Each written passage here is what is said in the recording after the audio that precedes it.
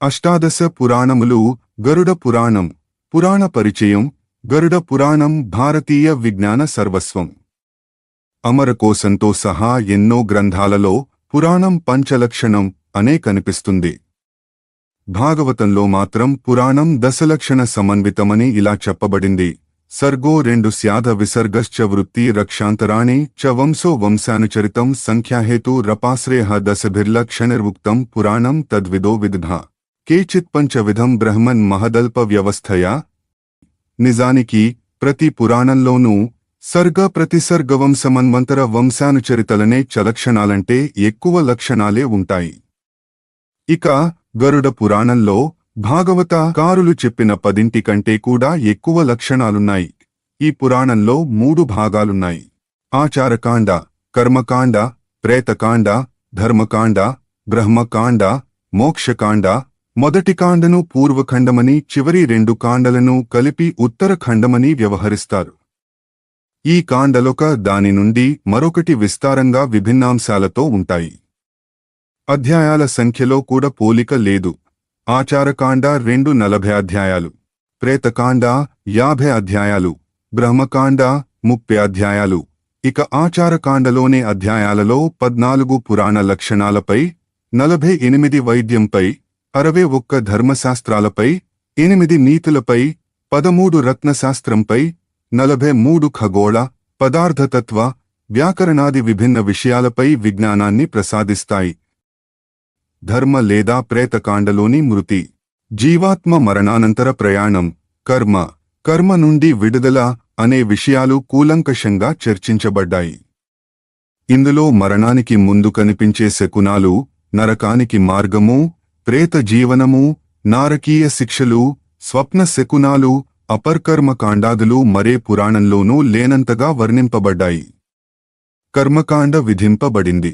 ప్రేతాలు చెప్పిన స్వీయ కథలు ఉన్నాయి.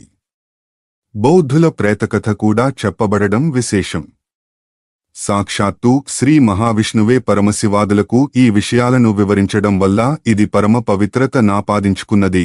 శ్రీకృష్ణ గరుడ సంవాదరూపంలోనున్న బ్రహ్మ లేదా మోక్షకాండ ఉపాధి, మాయా, అవిద్యలను ఖండించి నిజమైన జ్ఞానాన్ని ప్రతిపాదిస్తుంది. మధ్వాచార్యుల ద్వైత సిద్ధాంతి బలపరుస్తుంది. గయాక్షేత్రం వర్ణనను అనిదంపూర్వంగా ఈ పురాణం చేసింది. తిరుపతి, తిరుమల అనే మాటలనైతే వాడలేదుగాని శ్రీనివాసుని, ఆయన కొలువైన కొండలన్నిటినీ కోనేటి పరంపరతో సహా ఈ పురాణం వర్ణించింది. ఇంకా ఎన్నో ఇతర క్లేశాలకు సంబంధించిన జ్ఞానాన్ని ఈ కాండలు కలిగిస్తాయి. గరుడ పురాణంలోని సామాన్య లక్షణాలు మిగతా పురాణాల్లో ఎలాగూ ఉన్నాయి కదా అనో ఏమోగాని పురాణ సహజ లక్షణాలపై ఇందులో పెద్దగా శ్రద్ధ కనబడపబడినట్లు తోస్తుంది. పూర్వఖండంలోని 240 అధ్యాయాలున్నా ఈ పంచ లక్షణాలు 14 అధ్యాయాలలోనే కనిపిస్తాయి.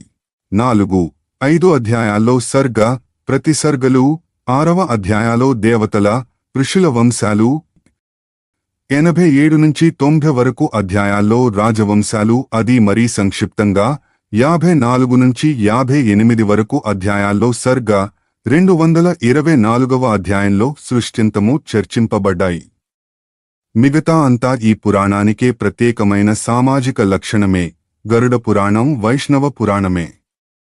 విష్ణు సహస్రనామం మరొకటి, అంటే భారతంలో భీష్ముడు చెప్పింది కాక ఇందులో కనిపిస్తుంది. విష్ణు పంజర స్తోత్రం కనిపిస్తుంది. పాంచరాత్ర సూత్రాలను, వైష్ణవ సంప్రదాయాన్ని అనుసరించే ఈ పురాణం కూడా చెప్పబడింది. అయితే పాంచరాత్రాలలో విష్ణువుకి 4 వ్యూహాలే ఉండగా ఇందులో 9 వ్యూహాలు పేర్కొనబడ్డాయి. అలాగే ఇతర వైష్ణవ పురాణాల్లో విష్ణు రూపాలైదే ఉండగా గరుడ పురాణంలో 9 పేర్కొనబడ్డాయి. సహజంగానే ఈ పురాణంలో మహావిష్ణువుకే పెద్ద పీట వేయబడింది. ఆయన యొక్క 12 అవతారాలొక చోట, 22 అవతారాలు మరొక చోట వర్ణింపబడ్డాయి. ప్రత్యేకంగా మార్కండేయ మహాముని విష్ణువుని 14 నామాలతో స్తుతించినట్లు చెప్పబడింది. శ్రవణ కీర్తన స్మరణాది భక్తి మార్గాలను ఈ పురాణం వర్ణించడం చూస్తే దీనికి భాగవత ప్రభావం గట్టిగానే పడినట్లు తెలుస్తుంది. ఇది వైష్ణవ పురాణమేగాని ఆ ఒక్క శాఖకే పూర్తిగా అంకితమై పోలేదు. ఇతర దైవాల పూజా విధానాలు కూడా ఇందులో వివరింపబడ్డాయి. పరమశివుని గూర్చి గరుడ పురాణం ఎక్కువగానే చెప్పింది. అలాగే వినాయక, స్కంధ, విశాఖ, దుర్గ సప్తమాతృకల పూజా విధానమూ బోధింపబడినది. బ్రహ్మ, ఇంద్ర, సూర్య, అగ్ని, చంద్ర, వాయుదేవతల పూజలెలా చేయాలో ఇందు పొందుపరుపబడింది. భైరవ, సూర్య, కృష్ణ, శివ, బ్రహ్మలే అంశాలుగా గల అమృతేశ్వర స్వామి అర్చన గరుడ పురాణంలో ప్రతిపాదింపబడింది. తత్వమసి, అహం బ్రహ్మస్మి, ప్రజ్ఞానం బ్రహ్మ, అయమాత్మ బ్రహ్మమున్నగు బ్రహ్మ పదార్థ వాక్యాలు కూడా ఈ పురాణంలో వ్యాఖ్యానింపబడ్డాయి. గరుత్మంతుని పేరనే ఒక పురాణముండాలని విష్ణువు అనుకున్నాడంటే ఆయన అనుగ్రహం మాత్రమే కాక ఈయన గొప్పతనం కూడా ఉండాలి కదా. అది చాలా వరకు పురాణంలోనే చెప్పబడింది. ఏవో 2-3 విషయాలను మాత్రం ఇక్కడ ప్రస్తావిస్తాను. హిందూ మతానికి మహాశ్రయం కోవెళ్ళు. అటు ఉన్నది ఇటు లేదు అన్నట్టుగా విష్ణు కోవెలలో ఉండేవేవి శివ కోవెలలో నుండవు.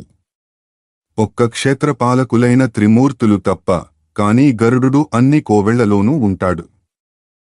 శివాలయాలలోనే అధికంగా కనిపించే నవగ్రహ మంటపం గరుడ చిహ్నంపైనే నిర్మింపబడుతుంది.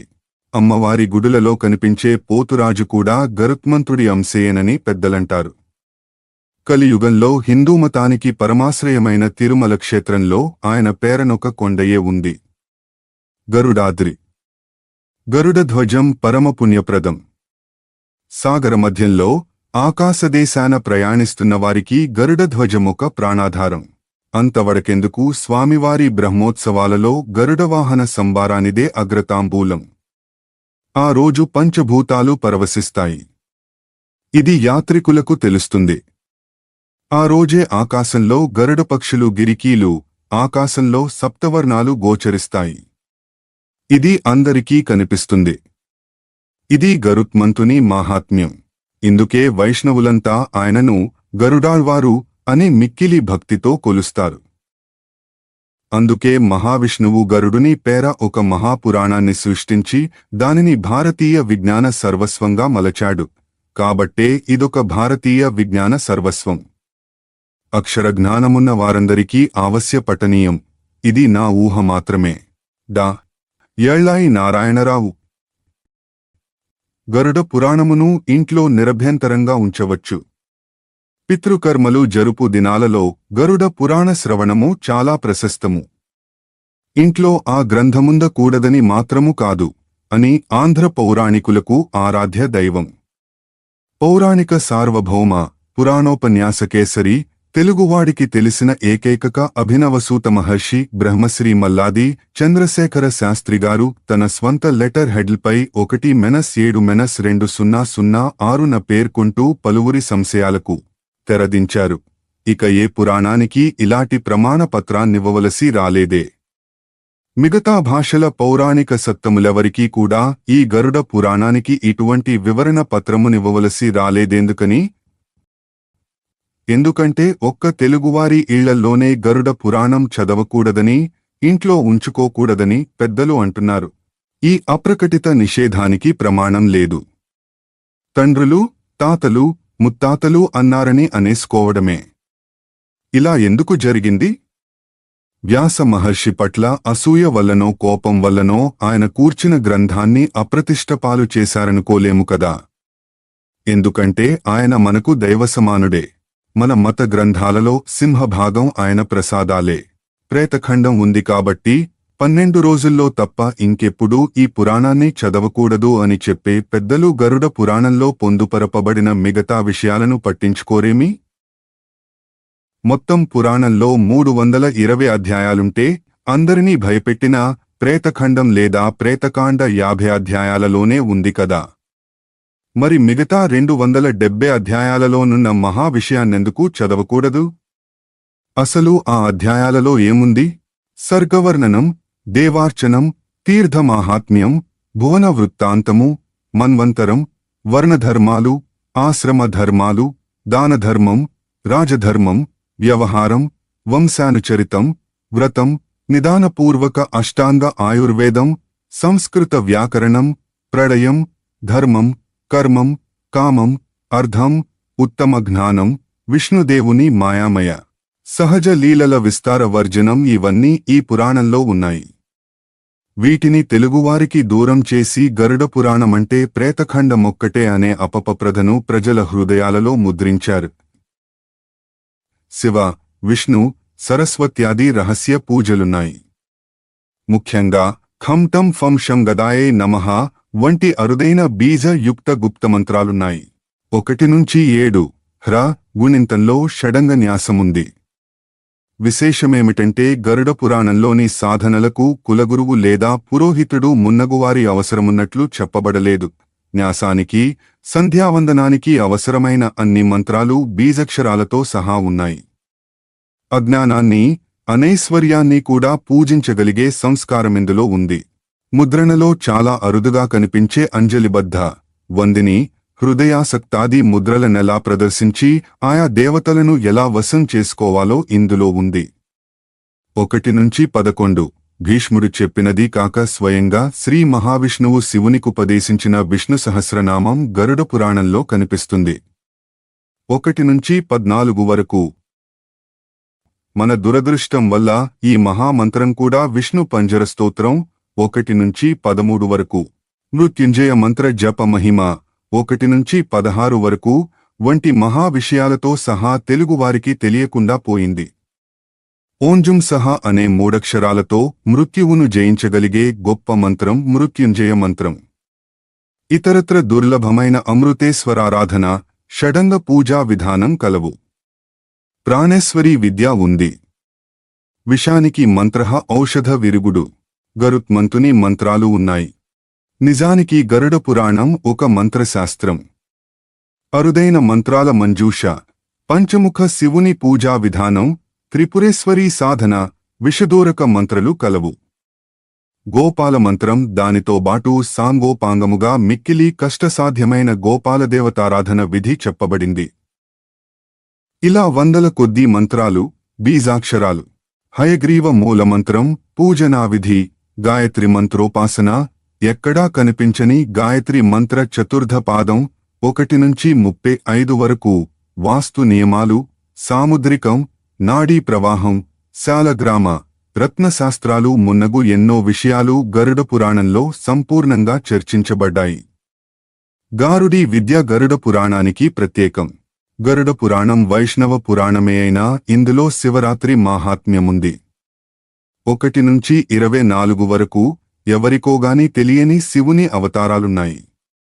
అనేక మంత్రయుక్త వైష్ణవ కవచం, సర్వకామప్రద విద్య, విష్ణు ధర్మాఖ్య విద్య గరుడ పురాణంలో ఉపదేశింపబడ్డాయి. వీటిని ఉపాసించువారికి అపజయముండదు.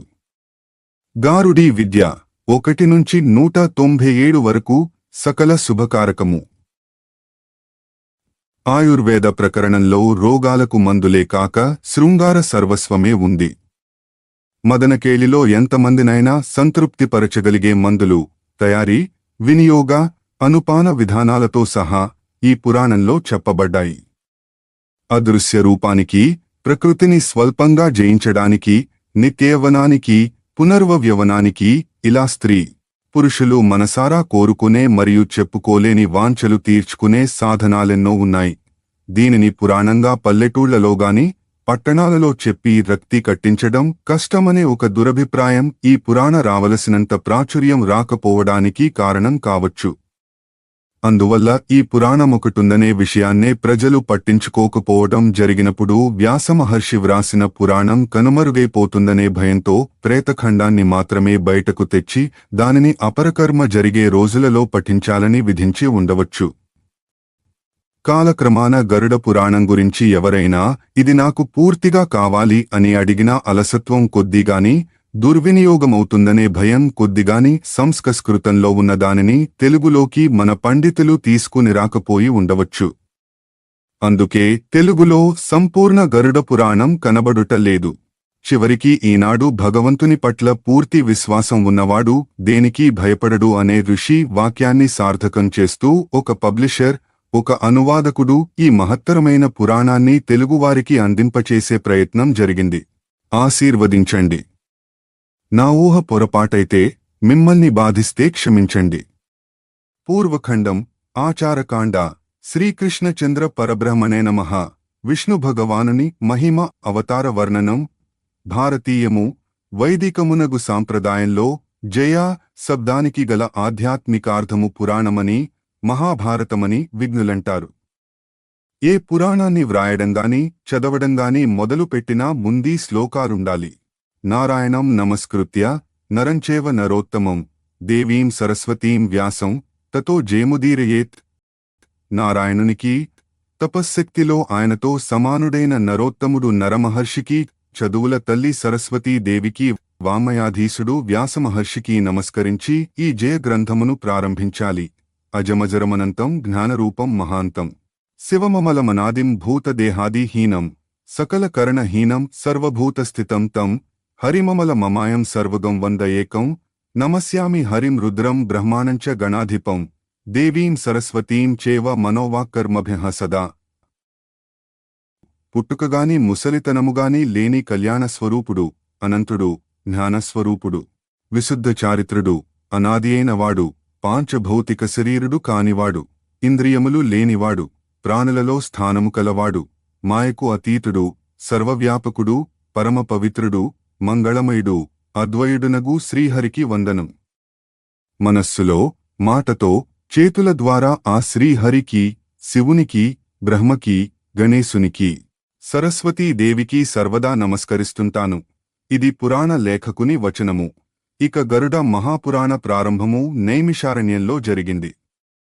నిమిష నిమిషానికి పవిత్రత, జ్ఞానము ఏ అరణ్యంలో పెరుగుతాయో అదే నైమిషారణ్యము.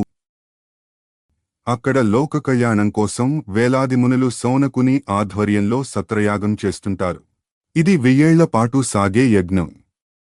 విశ్వంలోని మునులందరూ, ఆచార్యులందరూ, రాజగురువులందరూ, వ్యాసశిష్యులందరూ తీర్థయాత్రలకు వెళ్ళినప్పుడల్లా ఇక్కడికి వచ్చి వెళుతుంటారు.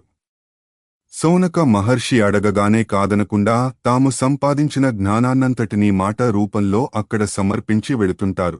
ఇతరుల ప్రసంగాలను కూడా వినడం వల్ల అక్కడికే తెంచిన వారి జ్ఞానం నిమిష నిమిషానికి పెరిగిపోతుంటుంది. అందుకే అది నైమిషారణ్యం. ఒకనాడక్కడికి సర్వశాస్త్ర పారంగతుడు, పురాణ విద్యాకుశలుడు, శాంతచిత్తుడు, వ్యాసమహర్షి శిష్యుడు, మహాత్ముడునైన సూతమహర్షి తీర్థయాత్రలు చేసుకుంటూ వచ్చాడు. అక్కడ ఒక పవిత్రాసనంపై కూర్చుని విష్ణుధ్యానంలో మునిగిపోయాడు. క్రాంతదర్శి అయిన ఈ మహాపౌరాణికుడు తనపై కాలు మోపగానే నైమిషారణ్యమే పులకించిపోయింది. ఆ పులకింత సౌనక మహర్షికి చెప్పకనే చెప్పింది ఎవరో మహానుభావుడు వచ్చాడని. ఆయన వెంటనే కొందరు ఉత్తమ ఋషులను వెంటనెడుకుని సూతమహర్షిని కనుగొని ఆయన కనులు తెరచునందాక అక్కడే వేచియుండి ఆయనను సగౌరవంగా యాగస్థలికి తోడ్కుని వచ్చాడు. మునులందరూ ఆయనను సేవించి ఆతిథ్యమిచ్చి తమ జన్మను చరితార్థం చేసుకున్నారు. 1 నైమిషారణ్యమనే మాట సరైనది కాదు. 2 సంస్కృత వ్యాకరణంలో ఆదివృద్ధి అనే ఒక ప్రక్రియ ఉంది. దీనిని బట్టి పదం మొదటిలో ఉండే ఆ పదానికి సంబంధించిన అనే అర్థంలో ఐ గా మారుతుంది. శివ, శైవ, విష్ణు, వైష్ణవ, నిమిష, నైమిష. తగిన విశ్రాంతి ఆయనకు లభించినాక సౌనకుడు మరొకమారు ప్రణామం చేసి ఇలా ప్రార్థించాడు. హే సూతదేవా! మీరు సర్వజ్ఞులు, అందుకే మిమ్మల్ని ప్రార్థిస్తున్నాం. మాకు ఈ విషయాన్ని బోధించండి. దేవతలందరిలోకి శ్రేష్ఠుడెవరు? సర్వేశ్వరుడెవరు? పూజ్యుడు ధ్యానయోగ్యుడునెవరు? ఈ జగత్తుకి స్రష్ట, పాలనకర్త, సంహర్త ఎవరు? ఎవరి ద్వారా ఈ సనాతన ధర్మం ప్రవర్తితమగుతున్నది? దుష్ట వినాశకుడెవరు?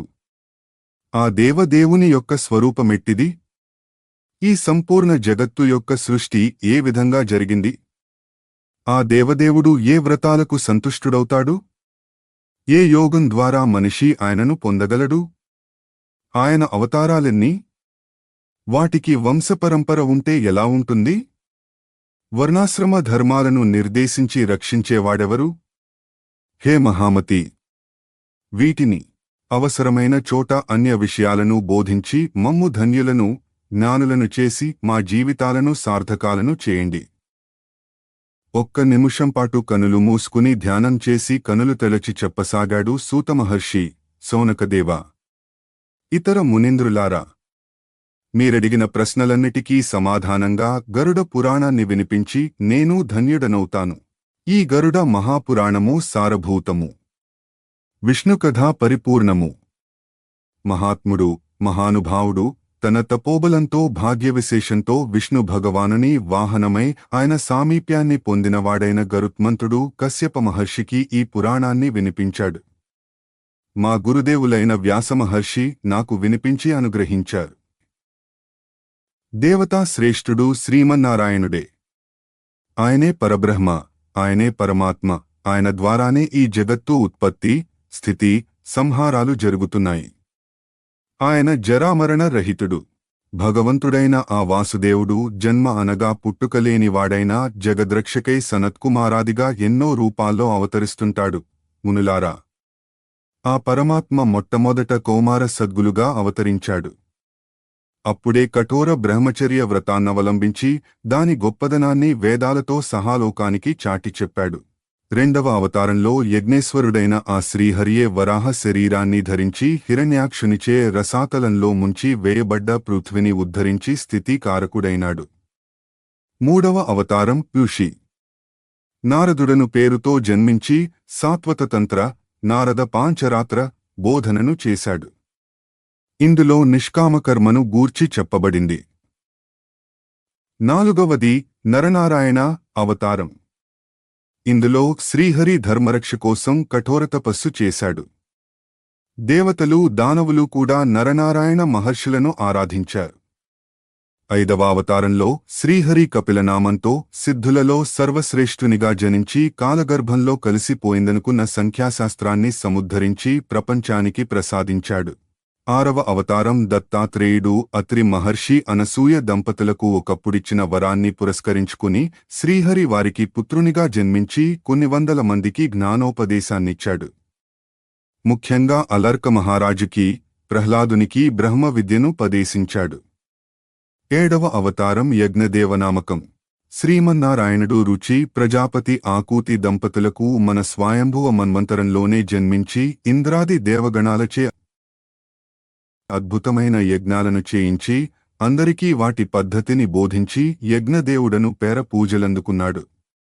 ఎనిమిదవ అవతారం వృషభదేవుడు. కేశవుడే నాభి, మేరుదేవి దంపతుల పుత్రునిగా జనించి స్త్రీలకు పరమాదర్శంగా గృహస్థాశ్రమాన్ని నిర్దేశించి నియమాల నేర్పడచి సర్వాశ్రమాల చేత నమస్కరింపబడేటంత శ్రేష్టంగా గృహస్థాశ్రమాన్ని సిద్ధము చేశాడు. ఋషులు ప్రార్థించగా లక్ష్మీనాథుడు పృథు మహారాజుగా పుట్టి గోరూపంలోనున్న పృథ్వి నుండి దుగ్ధమునువలే అన్నాదికములను ఔషధరాశులను పిండి పితికి మానవ జాతికి ప్రసాదించాడు.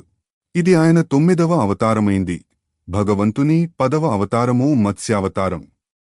చాక్షుష మన్వంతరం చివర్లో ప్రళయం వచ్చినప్పుడు విష్ణువుక బ్రహ్మాండమైన చేపరూపమును ధరించి భూమినే నావగా మార్చి వైవస్వతమనువును ప్రాతినిధ్య జీవరాశులతో సహా అందులోకి రమ్మని ఆదేశించి ఆ పడవ మునిగిపోకుండా కాపాడి సృష్టిని రక్షించాడు.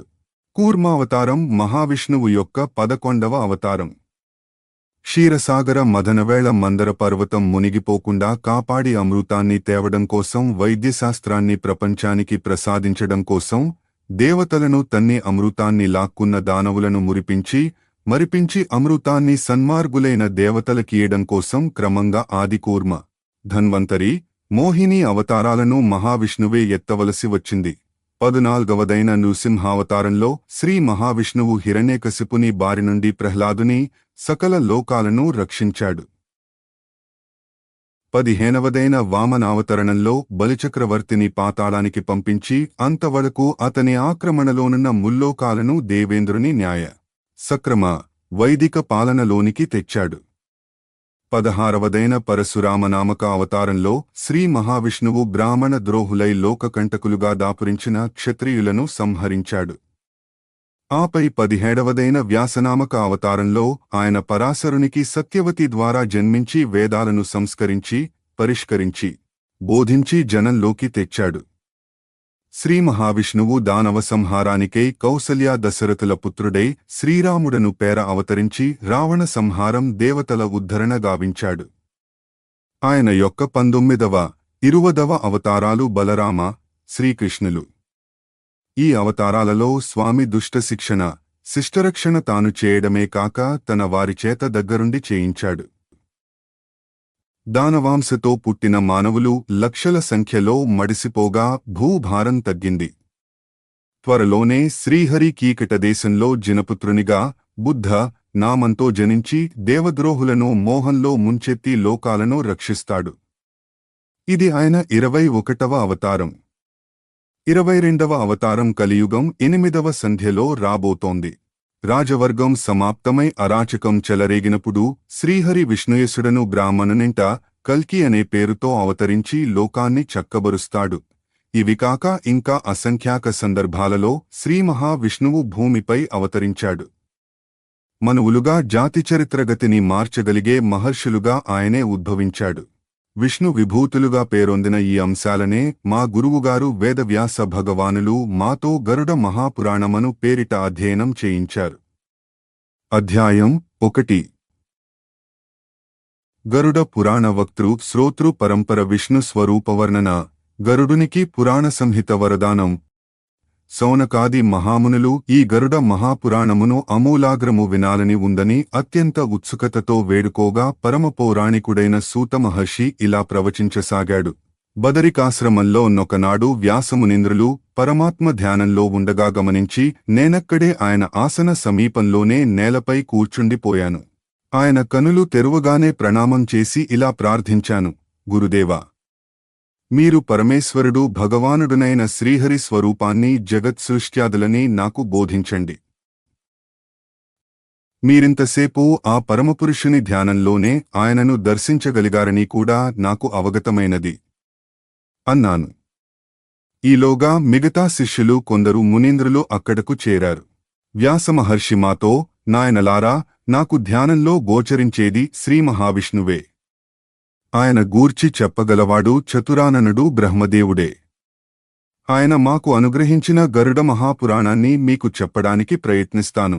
ఒకమారు నారదుడు, దక్ష ప్రజాపతి, భృగు మహర్షి, ఒకటి నేను సత్యలోకానికి వెళ్ళాము. ఆది బ్రాహ్మణుడు, గురువులకే గురువు, సృష్టికర్తయైన ఆ దేవదేవునికి ప్రణామం చేసి, హే దేవదేవేశ, సర్వవేదసారము సర్వజ్ఞానపారము మీరే, మాకు సారతత్వాన్ని అనుగ్రహించండి అని ప్రార్థించాం.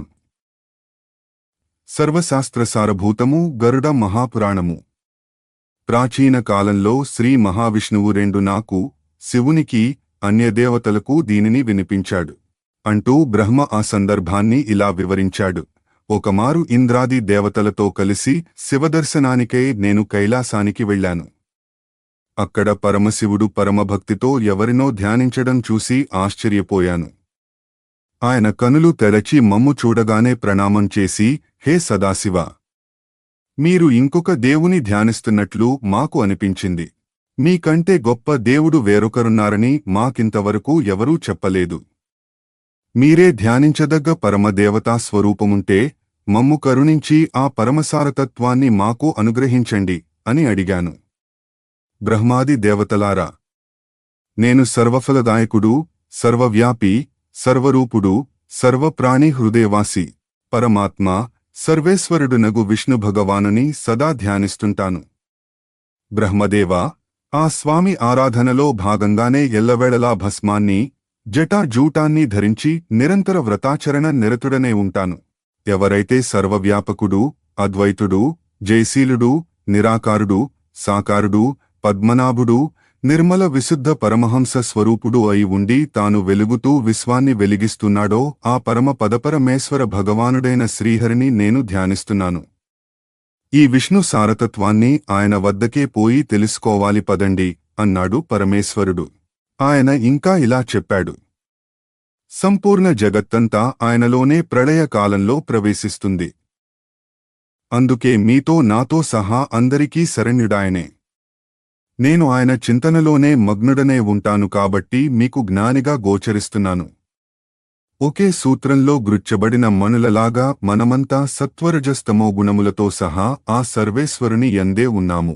సహస్రముఖుడు, సహస్రాధికభుజుడు, సూక్ష్మత కన్నా సూక్ష్ముడు, స్థూలత కన్నా స్థూలుడు, గురువులలో ఉత్తముడు, పూజ్యులలో పూజ్యతముడు, శ్రేష్ఠులకే శ్రేష్ఠుడు, సత్యాలలో పరమ సత్యము, సత్యకర్ముడు, పురాణాలలో స్తుతింపబడు పురాణపురుషుడు, ద్విజాతీయులలో బ్రాహ్మణోత్తముడు, ప్రళయకాలంలో సంకర్షణునిగా కీర్తింపబడ్డ వాడునగు ఆ పరమ ఉపాస్యనే నేను ఉపాసిస్తున్నాను.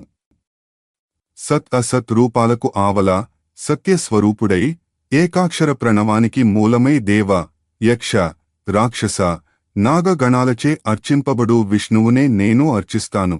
కొలనిలో చిన్న చిన్న చేపలు కదలాడుతున్నట్లు ఈ జగాలన్నీ మనతో సహా ఆ విశ్వరూపునిలోనే కదలాడుతుంటాయి. ముఖంలో అగ్ని, మస్తకంలో ద్యులోకం, నాభిలో ఆకాశం, చరణాలపై భూమి, కన్నులలో సూర్య చంద్రులు గల విశ్వరూపం ఆయనది.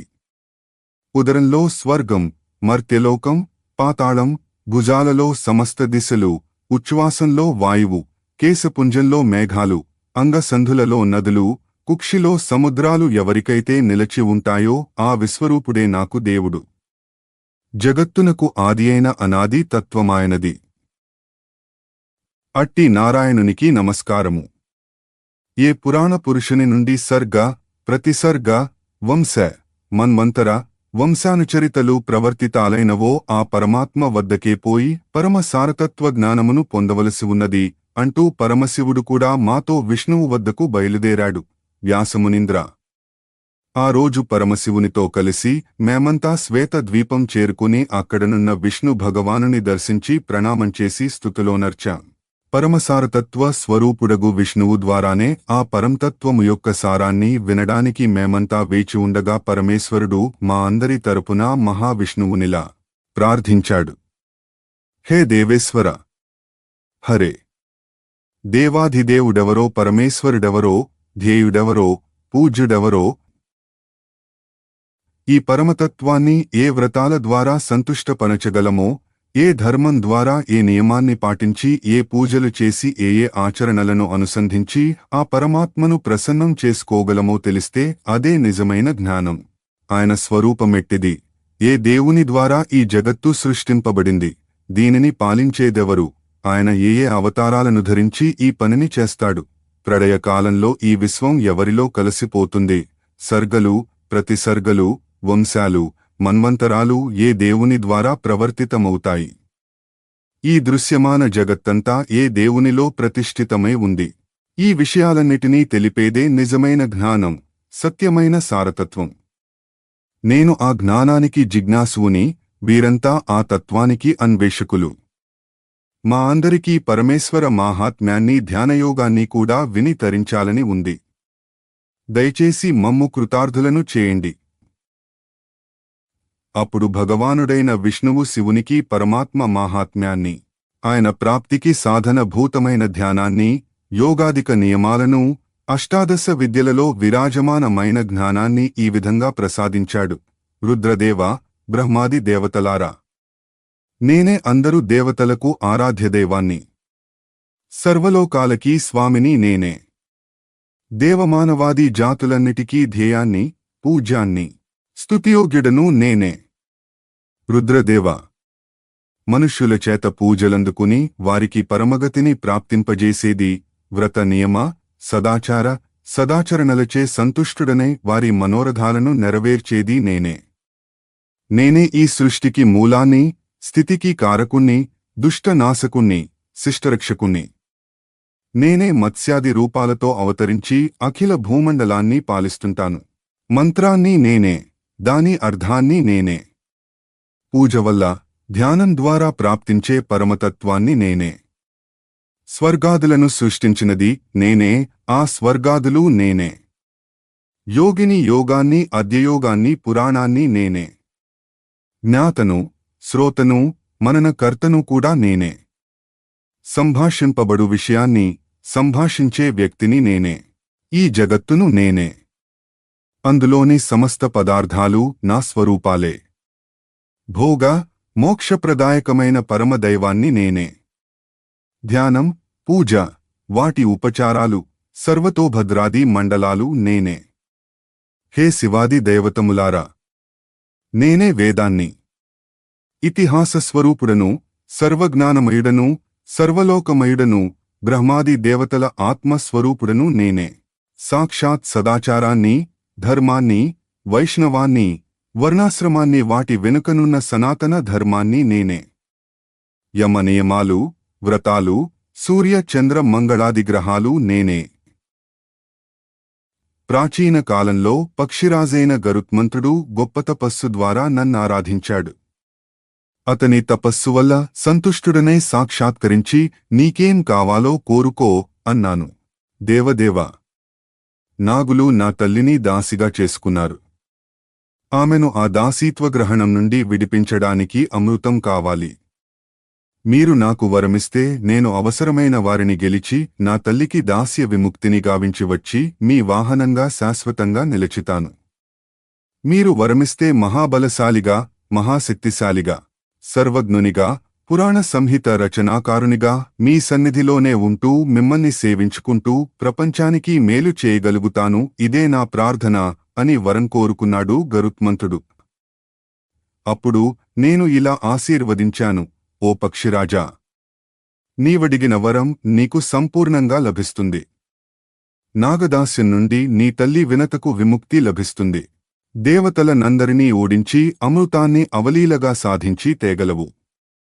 అత్యంత శక్తి సంపన్నతను కూడా సాధించి నా వాహనానివి కాగలవు.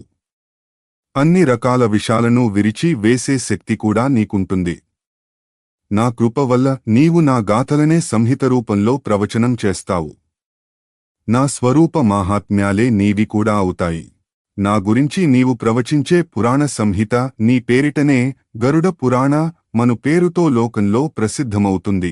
ఓయి వినతాసుత, దేవగణాలలో ఐశ్వర్యానికి, శ్రీరూపానికి నాకున్న విఖ్యాతియే పురాణాలలో నీ ఈ గరుడ పురాణానికుంటుంది.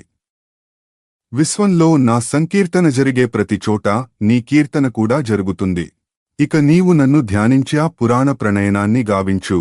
ఇంతవరకు చెప్పి మహావిష్ణువు ఇంకా ఇలా అన్నాడు. పరమశివ, నా ద్వారా గ్రహించిన గరుడ పురాణాన్ని గరుడు కశ్యప మహర్షికి వినిపించాడు. కశ్యపుడి పురాణాన్ని వినడం వల్ల విన గారుడి విద్యాబలం వల్ల ఒక కాలిపోయిన చెట్టును తిరిగి బ్రతికించగలిగాడు. గరుడు కూడా ఈ విద్య ద్వారా అనేక ప్రాణులను పునర్జీవితులను చేశాడు. యక్షి ఓం స్వాహ అనే మంత్రాన్ని జపిస్తే గారుడి పరావిద్యను పొందే యోగ్యత లభిస్తుంది. రుద్రదేవ, నా స్వరూపంచే పరిపూర్ణమైన గరుడుని జ్ఞానముఖం ద్వారా వెలువడిన గరుడ మహాపురాణాన్ని మీరు వినండి. అధ్యాయం 2. గరుడ పురాణంలో ప్రతిపాదించబడిన విషయాలు.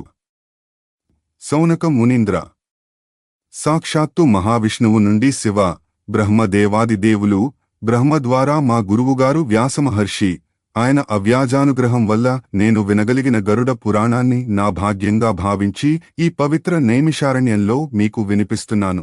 ఇందులోని వివిధ అంశాలేవనగా సర్గవర్ణనం, దేవార్చనం, తీర్థమాహాత్మ్యం, భువన వృత్తాంతము, మన్వంతరం, వర్ణధర్మాలు, ఆశ్రమధర్మాలు, దానధర్మం, రాజధర్మం, వ్యవహారము, వంశానుచరితము, వ్రతం, నిదానపూర్వక అష్టాంగ ఆయుర్వేదం, ప్రళయం, ధర్మం, కర్మం, కామం, అర్థము, ఉత్తమ జ్ఞానం, ముఖ్యంగా విష్ణు భగవానుని మాయామయ సహజలీలల విస్తార వర్ణనం. వాసుదేవుని కరుణచే గరుత్మంతుడు ఈ గరుడ మహాపురాణోపదేష్టగా అత్యంత సామర్థ్యాన్ని చూపించాడు. విష్ణు వాహనంగా ఈ సృష్టి, స్థితి, ప్రళయకార్యాలలో కూడా పాలు పంచుకుంటున్నాడు. దేవతలను జయించి అమృతాన్ని తెచ్చి ఇచ్చి తన తల్లి దాస్య విముక్తి కార్యాన్ని కూడా సఫలం చేసుకోగలిగాడు. విష్ణు భగవానుని ఉదరంలోనే అన్ని భువనాలు ఉంటాయి. అయినా ఆయనకు ఆకలివేస్తే గరుడుడే దానిని తీర్చాలి. హరి శివాదులకు హరిరూపుడైన గరుడు కశ్యప మహర్షికి చెప్పిన ఈ పవిత్ర పురాణం తనను ఆదరంగా చదివేవారికి అన్నిటినీ ప్రసాదించగలదు. వ్యాసదేవునికి మరొక్కమారు నమస్కరించి పురాణాన్ని ప్రారంభిస్తున్నాను. అధ్యాయం 3.